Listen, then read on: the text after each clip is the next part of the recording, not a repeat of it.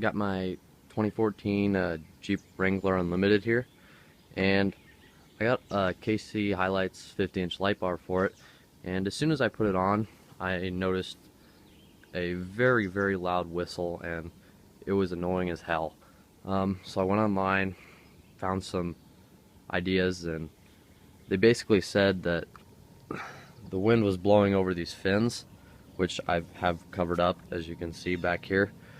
And all I really did is went to Walmart, got some weather stripping. It's called weather seal strip, and it has this white, not tape, but cover for the tape on the back. And what you can do is, obviously you're going to take the tape off, and for about the first 4 fins here that you can see, you're going to stick it down.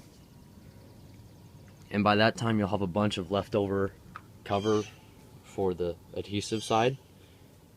And for the back fins on this side here, you're going to put that cover back on the adhesive side, so you're not sticking it, you're actually just sliding it back in the fins here.